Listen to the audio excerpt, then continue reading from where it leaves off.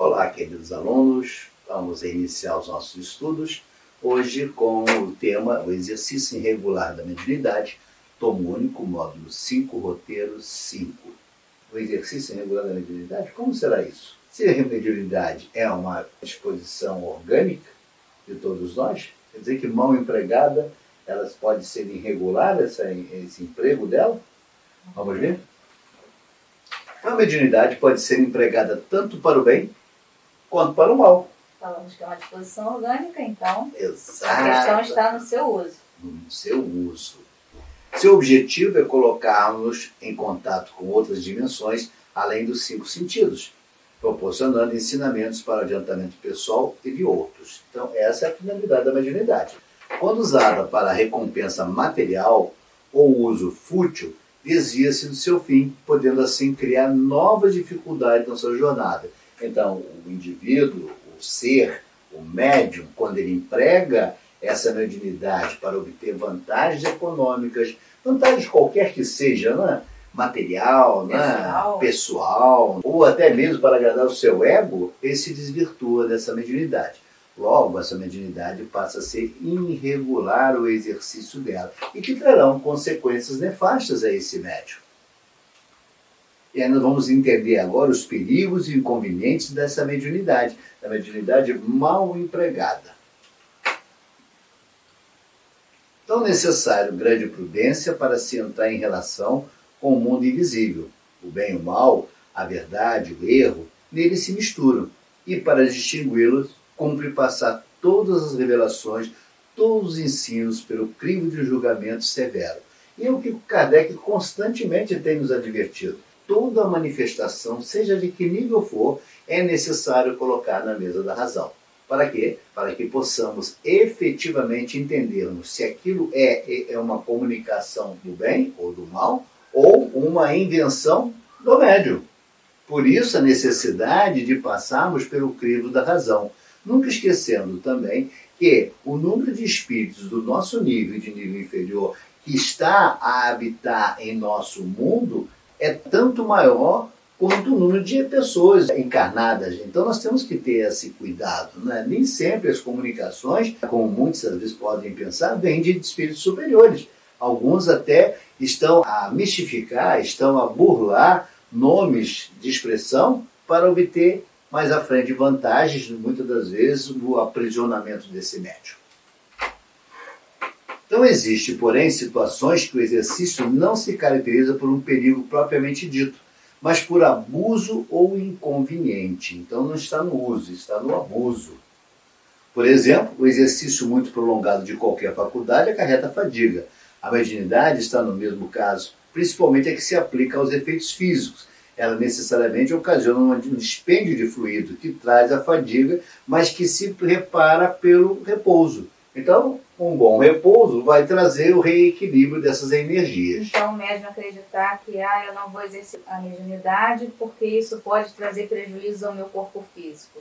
Na realidade, você pode sim despender um pouquinho mais de energia, mas nada que você não vá repor com descanso. Exatamente. Então a prática mediúnica não produz distúrbios, nem desequilibra o indivíduo. O desequilíbrio que provoca a mediunidade perturbada. Muitas das vezes, alguns irmãos julgam que a mediunidade vai te levar à loucura. Não, não vai te levar à loucura. É necessário que haja um desequilíbrio, e isso sim que vai trazer a mediunidade com problema. Mas o indivíduo que está doente, então não é a mediunidade que produz essa doença. Algumas pessoas possuem uma estrutura psíquica frágil, e nesses casos, até que se equilibre, é melhor evitar o desenvolvimento da mediunidade, a qual eu troco essa palavra desenvolvimento para educação mediúnica. Então, se o indivíduo ainda encontra-se fragilizado, ainda encontra-se com uma estrutura psíquica não bem estruturada, não é conveniente que ele trabalhe, que ele eduque essa mediunidade. Por quê? Porque seu psique ainda está doente, ou se o psique está fragilizado, ele necessita ser reforçado. E como é que faz esse reforço? Através das palestras, através do passe, do estudo, né, de muito estudo, que ele vai encontrando um equilíbrio psíquico até que ele esteja apto a poder exercitar ou educar essa mediunidade. Mas jamais, em tempo algum, devemos pegar um indivíduo fragilizado psiquicamente e colocá-los numa escola mediúnica, porque isso acarretará o quê? Prejuízos para o médium. Por quê? Porque o médium necessita de auxílio, ele não tem nada a oferecer por hora, ele precisa ser auxiliado. Então não há perigo para quem se entrega com reservas às experimentações espíritas. O homem de coração reto, de razão esclarecida e madura, pode daí recolher consolações inefáveis e preciosos ensinos. Então, quando o homem, já diante do estudo que já desenvolveu, diante de uma razoabilidade no conhecimento do assunto, ele pode sim se dar a essa ligação com o mundo espiritual, com bastante responsabilidade, com bastante equilíbrio, né? E dali colher profundos ensinamentos. Então, o homem necessita, para educar essa mediunidade, ter um coração reto e uma razão esclarecida e madura. E essa razão esclarecida e madura, ela vai se dar na medida em que você passa a ter conhecimento, passa a estudar, passa a compreender, passa a levantar o véu da ignorância, passa a levantar o véu do desconhecimento e olhar o assunto com olhos de investigador, com olhar de cientista. E colocar o uso dessa mediunidade a serviço da humanidade, ou seja, a pureza de coração e esse esclarecimento, ele vai entender que ele tem que colocar isso a serviço do bem. Esse é o principal motivador dele utilizar essa mediunidade. Exatamente. E aí não há perigo nenhum para quem se entrega de coração à prática do bem. Então, há perigo para aquele que só fosse inspirado pelo interesse material, ou que só visse nesses fatos um divertimento frívolo. Tornar-se-ia fatalmente o objeto de uma infinidade de mistificações, joguete de espíritos pérfidos que, lisonjeando suas inclinações, seduzindo por brilhantes promessas, captariam sua confiança para depois acabrunhá-lo com decepções e zombarias. Então, esse é o preço que o médium, pelo exercício irregular dessa mediunidade, vai receber. Por quê? Ao invés de ele evoluir, ao invés de ele crescer, ele se tornar um ser mais burilado, ele vai se perder. Porque esses espíritos que irão lhe assenhorar, muitas das vezes usando nomes até pomposos, de espíritos famosos, vão utilizar toda essa fragilidade desse médium para ali se aproveitar. E ali sim vão mistificar, que já estudamos isso, vão virar joguete desses espíritos, porque o único interesse que eles têm é se utilizar. Uma vez se utilizando daquele médium, tornando ele desacreditado, humilhado, o que é que eles fazem? Abandona a própria sorte. Esse é o preço que o médium, por não estudar, o médium, por não compreender essas lições, pelo mau uso dessa mediunidade, vai receber. É o prêmio que ele recebe ao final. Além da enorme perda de tempo, né, e oportunidade de estar em contato com espíritos sim esclarecidos, que possam não só colocar essa mediunidade a serviço da humanidade, mas também ensiná-lo, né, porque o médium ele aprende muito com o que ele ouve, com o que ele escuta, com o que é passado para os outros, ele é o primeiro a aprender com aquilo. Exatamente. Então é uma perda de tempo muito grande. E esse médium, né, uma vez assenhorados por esses espíritos e que vão captar a atenção dele, justamente que vão despertar nele o sentimento que o homem mais possui, que é a vaidade, né? Ele acaba se perdendo e acaba caindo no descrédito, acaba caindo aí na humilhação, na vergonha, no vexame público. E nós estamos aí lotados de informações de bons médiuns que se perderam justamente por não compreender o uso dessa mediunidade. Alguns até famosos, alguns até que se tornaram expoentes, que se perderam e caíram no descrédito público, que caíram em situações vexatórias e que nunca mais vão se levantar. Excelentes médiuns que fizeram mau uso dessa mediunidade. Então, o maior perigo para o médium é a vaidade, o orgulho, a falta de condições morais e de seus devotos. Então, o médium, ele precisa trabalhar essa vaidade dele, precisa trabalhar o seu orgulho, precisa fazer a sua reforma íntima. Porque sim, é muito fácil eu convidar você ou dizer para você que você precisa fazer sua reforma íntima. Mas eu, médium, sou o primeiro a necessitar dessa reforma. Não se compreende o exercício da mediunidade com precariedade moral. Não se compreende o exercício da mediunidade quando o homem afasta-se da ética e da moral tão bem apregada pelo Mestre Jesus. Não há como se ligar à mediunidade, apesar de ser uma disposição orgânica, mas não há como se ligar à boa mediunidade, o bom trabalho mediúnico, o bom trabalho da assistência de bons espíritos com indivíduos com precária moralidade. Não há.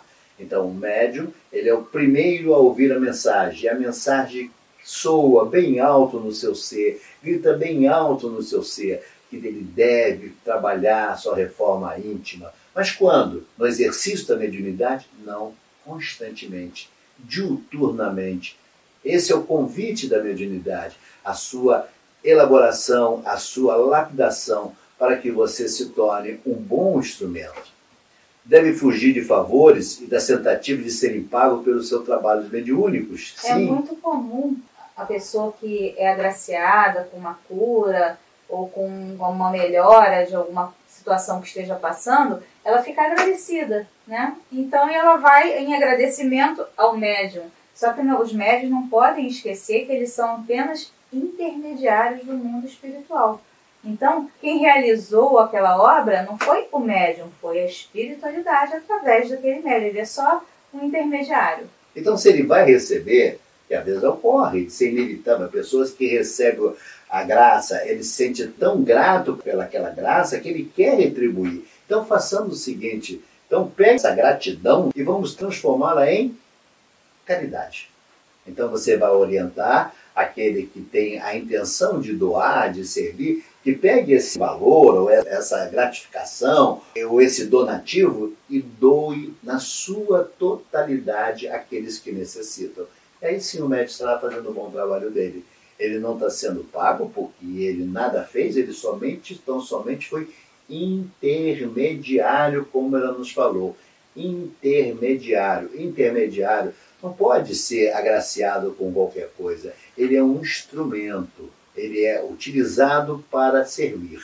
Pelo contrário, ele tem que ser grato pela oportunidade. Exatamente.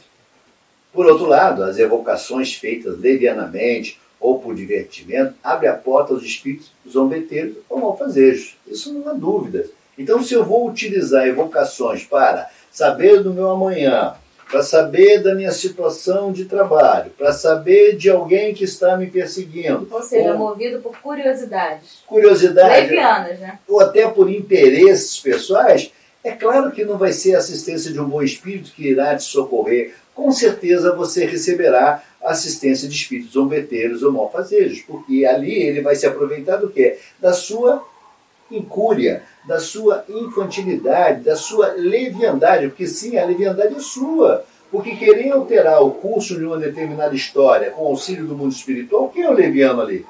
Logo, você recebe aquilo que você procurou.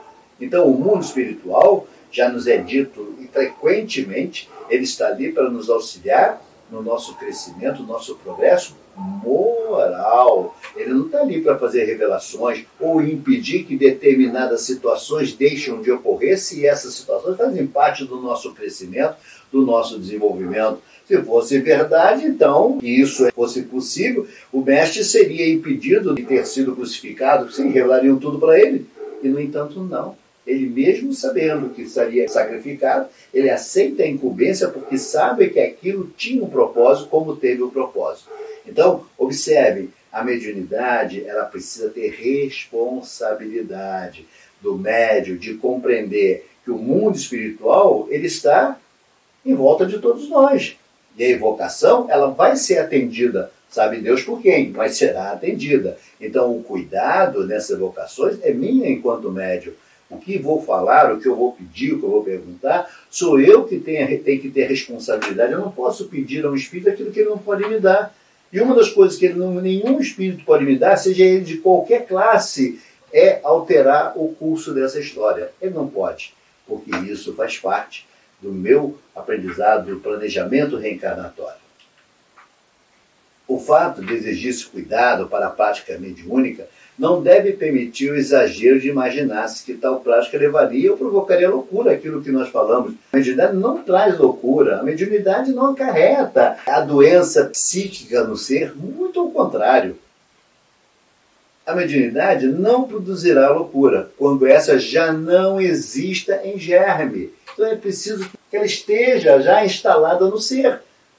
Porém, existindo o bom senso está a dizer que se deve usar de cautela sob todos os pontos de vista, porquanto qualquer abalo pode ser prejudicial. E o que é que nós estamos te dizendo? Uma vez detectado que esse ser está fragilizado mentalmente, esse ser precisa ser encaminhado para estudo, para palestra, para passe, para tratamento, mas jamais, em momento algum, para o desenvolvimento ou a educação mediúnica. Porque quando falamos de tratamento, não falamos só o tratamento espiritual, não. Pode ser o caso também de tratamento médico. Médico, sim, sim. Nós sabemos que a fragilidade psíquica do ser, quando não tratado a parte médica, a parte clínica, a parte material, abre sim um portal para assistência de espíritos zombeteiros. Então a loucura, apesar das avançadas conquistas psiquiátricas e psicanalíticas, continua desafiador enigma para as mais cultivadas inteligências. Classificada na sua patologia clínica e mapeada carinhosamente, os métodos exitosos nuns pacientes redundam perniciosos, noutros ou absolutamente inócuos, inexpressivos. Isso porque a terapia aplicada, apesar de dirigida ao espírito ou ao psique, não é conduzida em verdade às fontes geratrizes da loucura, o espírito reencarnado e aqueles espíritos infelizes que o martirizam no caso das obsessões. Então, nós temos que entender que algumas vezes essa loucura, chamada loucura, não é uma loucura. Tem a ver o quê? Com as obsessões, de que veremos mais à frente as várias formas de ataques da obsessão no indivíduo sem ter o germe da loucura, sem ter a idiotia, sem estar doente. Ele simplesmente está sendo obsediado. E aí sim nós teremos o tratamento nas casas espíritas, o tratamento de orientação, no tratamento de desobsessão. Outros casos, né, que merecem o olhar do médico, que aí não tem nada a ver com obsessão e que veremos mais à frente. Então, quando se afirma que a loucura tem como causa primária uma predisposição orgânica no cérebro, queremos deixar claro que o cérebro do espírito encarnado tem essa deficiência devido a causas kármicas. Então, é no cérebro do encarnado.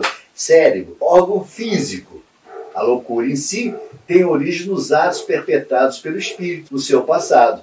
Merece, porém, considerar a que denominamos de causas kármicas, aquelas que precedem a vida atual e que vêm impressas no psicossoma, ou perispírito, do enfermo, vinculado pelos débitos transatos, aqueles a que usurpou, abusou e prejudicou. Então, nós estamos falando o quê? São as doenças psíquicas kármicas que estão impressas no perispírito, causado pelo espírito em sucessivas reencarnações por erros cometidos pretéritos. É isso que estamos dizendo. Então, esta loucura de difícil reparação, porque ela tem a ver com o resgate desse espírito, que sim, o espírito não está doente. Quem está doente é o cérebro, mas o espírito está a responder por todas essas agressões. Facilmente somos alvos de ligações mentais com espíritos não moralizados, que pode influenciar num comportamento negativo. Veremos isso também numa aula específica sobre essa questão de como interromper essa ligação. Mas uma coisa é preciso ficar bem claro nesse texto, né, o que nós estamos afirmando. É preciso haver a ligação mental. Ninguém passa por aí, opa, o obsessor me pegou. Não, é preciso haver uma ligação mental, uma ligação comportamental para que haja essa ligação. Outro perigo é o médium pensar que se ele não desenvolver sua mediunidade, ele terá uma vida de dor e sofrimento. Isso não é verdade, todos temos o direito de escolha. Então, livre-arbítrio. Livre-arbítrio. Tem muitas das vezes, assiste-se, né? Não, se você não trabalhar sua mediunidade, vai acontecer isso, aquilo, e a pessoa assombrada, apavorada, aceita o encargo. Mas um encargo de sofrimento, porque aquilo não é um ato de amor, não é um ato espontâneo. A mediunidade precisa ser um trabalho espontâneo, um trabalho de amor. E quando eu estou ali aprisionado, isso não é amor. Muito pelo contrário, isso é a escravização desse médium. Então nós precisamos entender, primeiro, que a mediunidade é um presente, uma dádiva do Criador para fazer com que as nossas faltas pretéritas possam ser redimidas. Ou melhor, ser atenuadas, não apagadas, mas atenuadas. É por isso que nós recebemos o dom dessa mediunidade, que no momento em que eu me coloco a serviço do outro, eu me coloco como intermediário do mundo espiritual para trazer o consolo, para trazer o lenitivo, para trazer o conforto a quem quer que esteja em sofrimento, isso vai refletir numa diminuição das minhas faltas. Não apagar as minhas faltas, mas uma atenuação de minhas faltas, na medida em que essas penas também serão atenuadas. Então nós precisamos entender, uma vez atenuada, não diminuir as faltas ocorreram, mas atenuar a pena.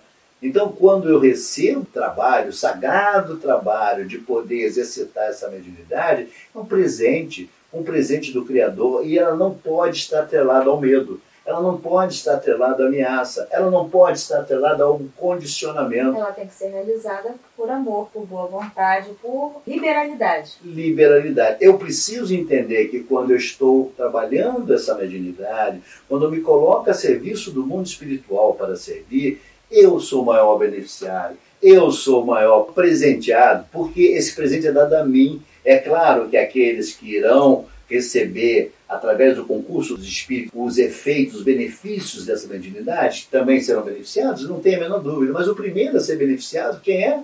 Sou eu. Por isso o médium precisa ter a consciência de entender, ele é o maior endividado de todos, porque se ele está com a missão de trabalhar essa mediunidade, é porque ele precisa resgatar uma série de equívocos que ele cometera na vida pretérita, e foi lhe dada essa oportunidade através do exercício da mediunidade.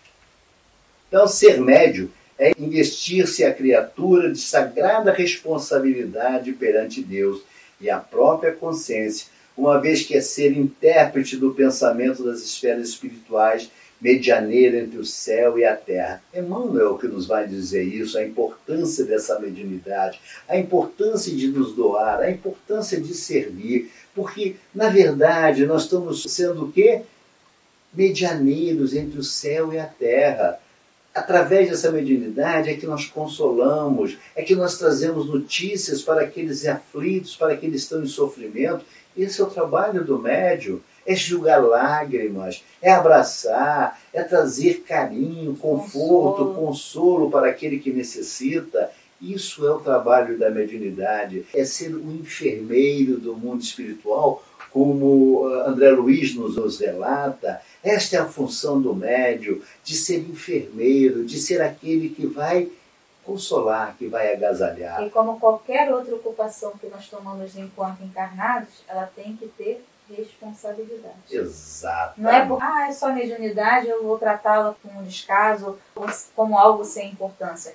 Não, eu tenho que ser muito responsável, justamente porque você é intérprete do mundo espiritual. Responsabilidade e disciplina. Então, o médium, ele só atinge a perfeição quando ele compreende essa responsabilidade atrelado à disciplina.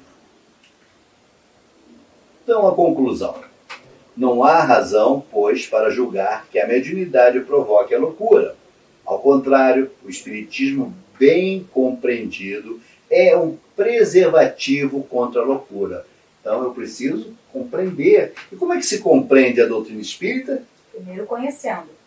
Segundo, estudando, aprofundando nela. Exatamente. Para poder compreender. Exatamente. Não basta eu te dizer como funciona, você precisa entrar nesse universo de pesquisa e de estudo. Lembre-se, Kardec nos convida a ser cientistas. É isso que Kardec nos fala sobre esse ingresso no mundo espiritual. O verdadeiro médium espírita vê as coisas desse mundo de um ponto de vista elevado. O que em outro lhe produziria violenta emoção, mediocremente o afeta.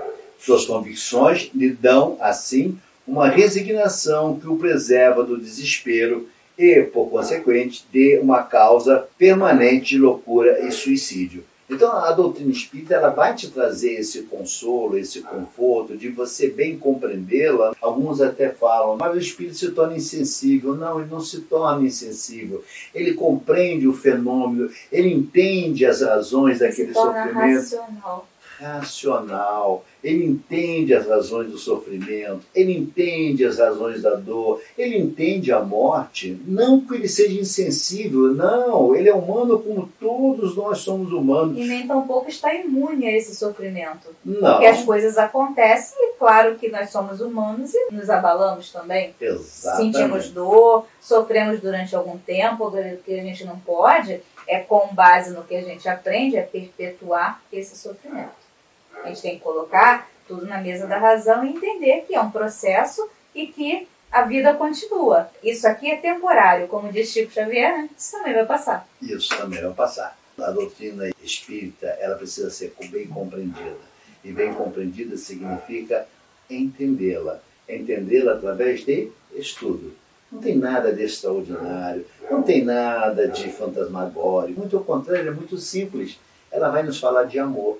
A doutrina espírita vai nos ensinar a moral do Cristo. E que coisa melhor do que nos ensinar a moral do Cristo, e nos ensinar qual o caminho da felicidade, e nos ensinar que quando nós transcorremos nessa estrada ensinada pelo Cristo, nós vamos sofrer?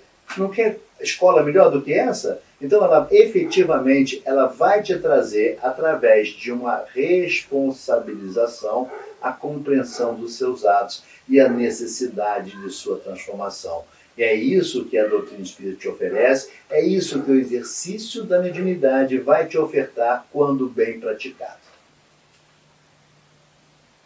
Enfim, que possamos aprender a utilizar esse fantástico presente que o Criador colocou em nossas mãos como um signo de transformação, como uma razão da nossa transformação, para que possamos ser bons instrumentos, para que possamos ter responsabilidade no uso dessa mediunidade, para que possamos fazer bom uso dela, principalmente colocando, não ao meu serviço, mas a serviço do outro. E aí sim encontraremos o caminho da felicidade.